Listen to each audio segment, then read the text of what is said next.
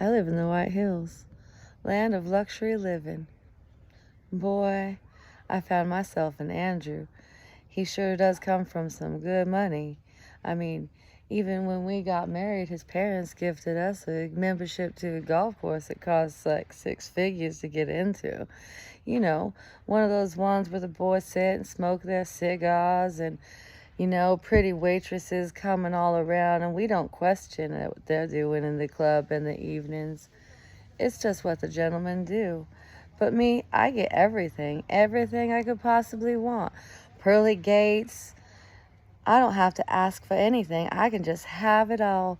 And for me, that's something, being as I come from the reservation, being half native and all, I'm not very welcomed in every situation. So this is a lot more that, especially for where I come from, women would give anything to have what I have. But oftentimes I'm asked, and often find myself reflecting on what I had to give to even have it all. What I had to go up against, I'll tell you. It was some times I'll never forget, because it didn't come easy. I'll tell you, it was very clear that I was unwanted here in these White Hills. I didn't belong here. They told me my half-breed self didn't belong here. There was no place for a half-breed like me, especially knowing that Andrew didn't want to have no babies. I knew from the very beginning that he didn't want to have no babies, you see. Nope. Our lifestyle of luxury living come with a price, you see. He gives all his time to work. All of it. It was work hard, play hard. And boy, he works hard and we live hard, and our house is empty. I remember that time when I sat inside my house wondering what it might feel like to have a kid, what it might feel like to hear the pitter-patters of some little child's feet, or the laughter, what a family holiday might be. But I also remember very clearly how this situation all came to be, you see. My mother-in-law made it very clear, because, see, I misfortunately did have a miscarriage. It was only but a couple months along.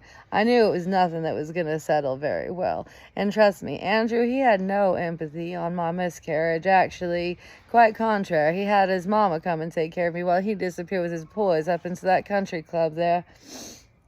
Yeah, that Elena, she made it very clear that I was definitely not going to have no baby, especially no half-breed, especially with her boy. With her boy. She knew it was pretty clever of me to have him elope with me, and we didn't sign no prenup. But she came that day with an annulment, she did.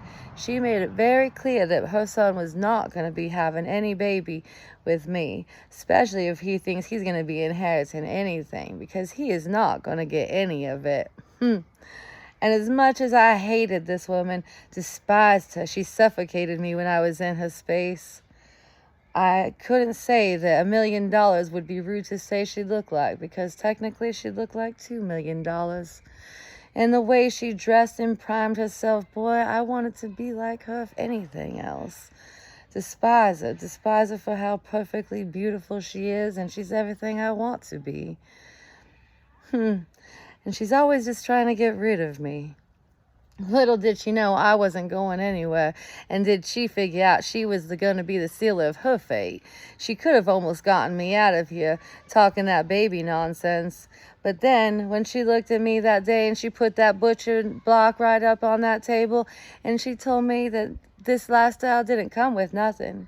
It came with the agreement of no babies, just like her son wanted. And it meant that I would have to give up whatever half side of me it was that was native. It's something that can be purged out of me, real simple, like, be it the right side or left side, she didn't care. But it would have to be a finger if I just think I was going to have any of this. We could just purge out that little native in me. Yeah, so she pulled out that butcher block, and I had to sit there for a minute and contemplate everything I wanted and thought I wanted to, what I was going to do.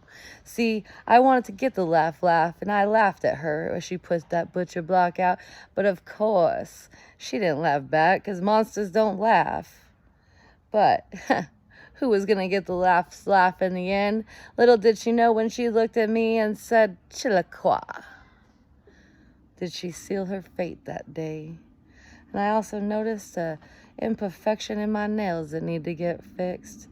But you know what? With the grace would have it and everything in me, when she said those words, it sealed her fate.